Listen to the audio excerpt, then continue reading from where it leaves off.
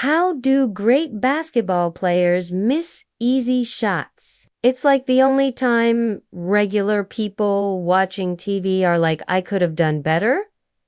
And they're actually right. It turns out that being nervous is the hardest thing to beat in basketball. Well, in the first game of the 1995 championship, a player who usually made 7 out of 10 free throws missed 4 in a row, and it changed basketball history forever. Michael Jordan won 6 championships.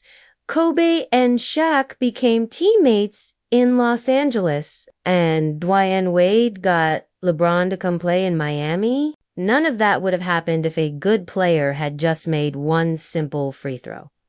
The guy who missed those 4 free throws in a row was Nick Anderson. And he was actually a really good player. He once scored 50 points in a game, but nobody remembers that because Shaq broke the basketball hoop that same night. They had to make a new rule so every basketball arena would have an extra hoop ready just because of Shaq.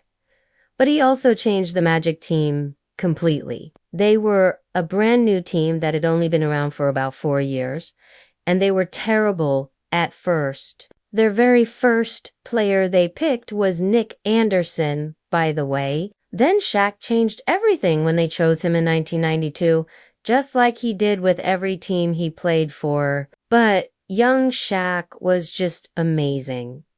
I mean, people forget how incredibly athletic he was back then. He was basically like today's Giannis, but in the early 1990s, when you look at him, he won the Best New Player award. Orlando went from winning only 21 games to winning 45 games, but they still didn't make the playoffs by just 1 game.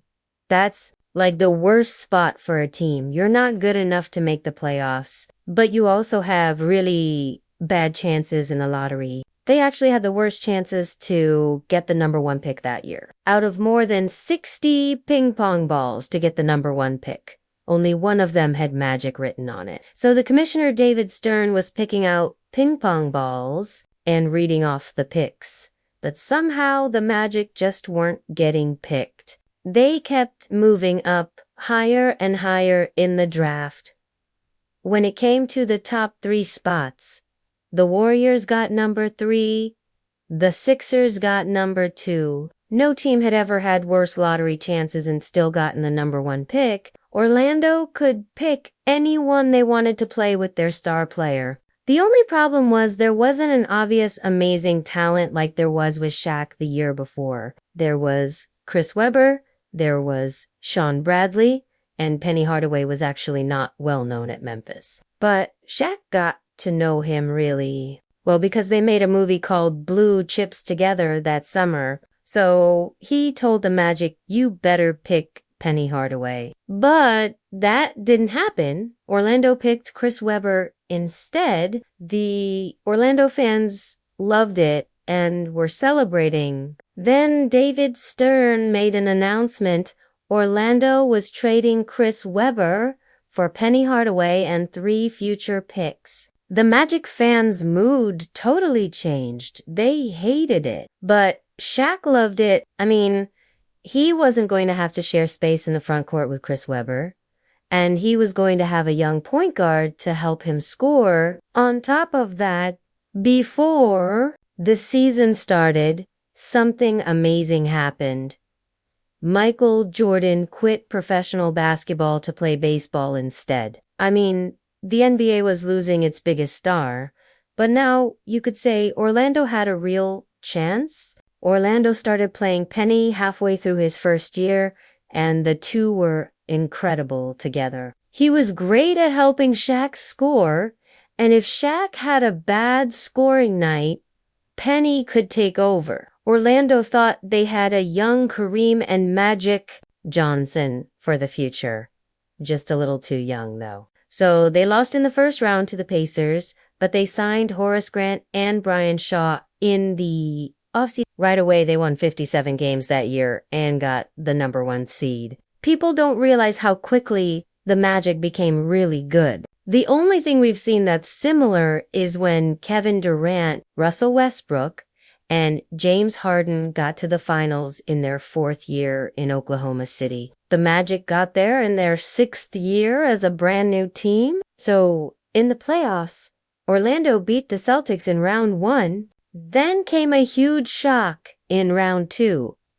Michael Jordan came back from retirement right before the playoffs. They had to play him in round 2. Imagine having like the perfect dream season just for the greatest player ever to come back from retirement. MJ was wearing number 45 and had his team winning late in game 1, trying to dribble and run out the clock when Nick Anderson stole the ball from behind him, leading to an Orlando fast break. Not only did the Magic come back to win, but Anderson told the reporters number 45 isn't as good as number 23, which Jordan, of course, took personally. It became personal with me, MJ said. Jordan switched back to number 23 and scored 38 points in Game 2 to win. What about Nick Anderson? Shaq and Penny were getting double-teamed in Game 3, but luckily for the Magic, Horace Grant wanted revenge against his old team.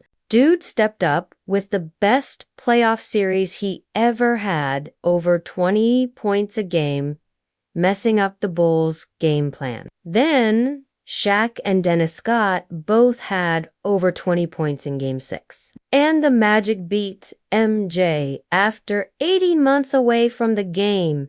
The Magic did what no team since the 1989 Pistons could do. They sent Jordan home early, so they celebrated like they had already won the championship. Yeah, probably too early to celebrate, but Orlando was hosting the finals. The Rockets were only the 6th seed, and they had beaten Houston by a combined 34 points during the regular season. So Game 1 started, and Orlando played like champions at first. They were winning by like 20 points in the first half before the Rockets took over in the 3rd quarter. Kenny Smith was making 3-pointers, and the Magic's lead was just 3 points with 10 seconds left. So the Rockets desperately fouled Nick Anderson, and all he had to do was make 1 free throw to make it a 2-possession. Game 2 win, Game 1.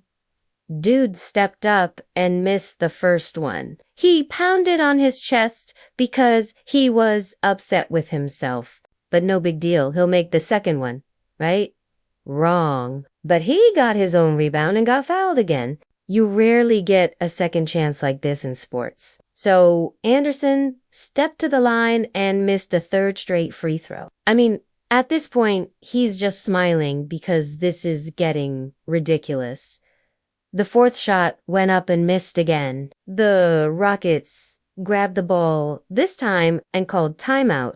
All Anderson could do was look up and wonder how this was happening. Now, there was still time to win with a 3-point lead. But Kenny Smith got the pass and hit a then-record 7th 3-pointer to force overtime. Obviously, the Rockets won in overtime. And I know some people are going to say it was just one game, but the actual players who were there that night say it was much more than that. I remember Horace trying to rally us. Come on, guys. Come on. We're still good. We weren't good. But when that happens to a young team, it kind of destroys your confidence. After that Game 1 loss, it was just like, are we really that good? Our guys were kind of broken mentally a little bit by that game. When things went bad, they all sort of fell apart. You could see how young and inexperienced they were. I think everybody changed their minds pretty quickly about the Orlando Magic after that first game. The what if from those missed free throws is the biggest in NBA history. If they win that game, they believe in themselves and maybe win Game 2 at home. If they win the series, Shaq probably doesn't leave Orlando when he becomes a free agent. That means the Magic continue to be a serious rival to the Bulls in the East. Michael Jordan probably doesn't win all 6 championships because he's got Shaq entering his best years to go through. Now, I'm not saying that the Magic would go on to win championships. Maybe John Stockton and Karl Malone get one in the finals. The careers that could have been affected are crazy. Michael Jordan goes from 6 championships to at least 5. Stockton and Malone could get at least 1. Hakeem Olajuwon goes from 2 championships to 1. Clyde Drexler from 1 to 0.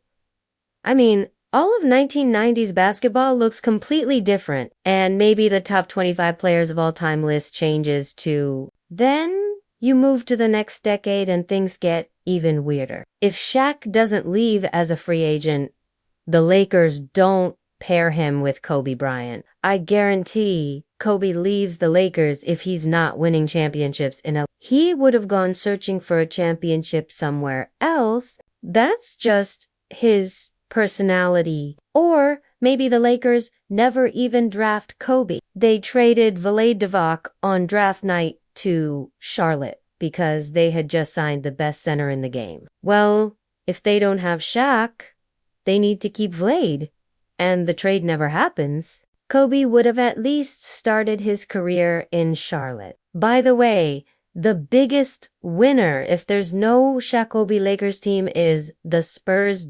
Tim Duncan. Tony Parker and Manu Ginobili would have at least 1 more championship. That puts Duncan at 6 championships and MJ at 5. I'm not saying that Tim Duncan's better than MJ, but at least it would be closer. Later in the decade, Shaq left LA to go to Miami, and Dwyane Wade wins a championship in 2006. Not only does D-Wade not get a championship, but Dirk Nowitzki goes from 1 championship to 2. If the Heat aren't a championship team, then does LeBron James actually leave Cleveland for Miami? Literally, the NBA as we know it could be different if Nick Anderson made 1 of 4 free throws.